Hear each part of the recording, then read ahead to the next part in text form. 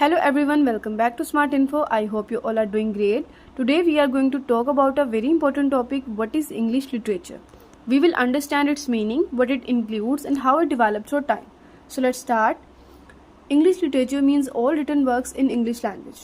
English literature का simple मतलब है वो सारी राइटिंग्स जो इंग्लिश लैंग्वेज में लिखी गई हैं. इसमें वो सब कुछ शामिल है जो लोगों ने अपने जज्बात, आइडियाज़ और स्टोरीज एक्सप्रेस करने के लिए इंग्लिश में लिखा. It includes poems, plays, novels and essays. English literature सिर्फ पोइट्री तक लिमिटेड नहीं है, इसमें ड्रामास भी हैं, नॉवेल्स भी हैं और एसेज भी हैं. ये हर फॉर्म ह्यूमन लाइफ का एक अलग एंगल दिखाती है. जैसे पोइट्री इमोशंस को एक्सप्रेस करती है, ड्रामास ह्यूमन कॉन्फ्लिक्ट्स को दिखाते हैं और नॉवेल्स सोसाइटी और रिलेशनशिप्स को एक्सप्लोर करते हैं. Literature shows human emotions, culture and life.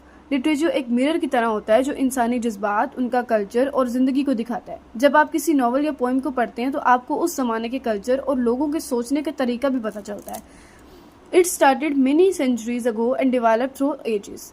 English literature कई सेंचुरीज पहले शुरू हुआ. इसका पहला पीरियड ओल्ड इंग्लिश था जिसमें हीरोइक पोएम्स थी जैसे बियोवुल्फ. उसके बाद मिडिल इंग्लिश पीरियड आया जिसमें चौसर जैसे राइटर्स ने अपनी राइटिंग से इंग्लिश को जिंदा रखा. फिर मॉडर्न इंग्लिश आई जिसमें शेक्सपियर और भी बहुत सारे ग्रेट राइटर्स आए.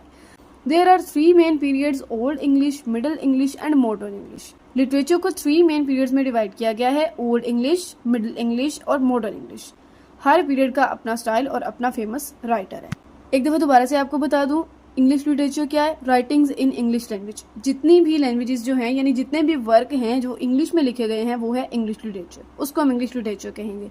इसमें क्या क्या आ जाता है? It includes poetry, drama, novels and essays. And it shows human emotions, culture and life. इसके अंदर 3 मेन पीरियड्स हैं, old, middle and modern English. So that's all for today's video. If you enjoyed this explanation, don't forget to like, share and subscribe to Smart Info. See you in the next video.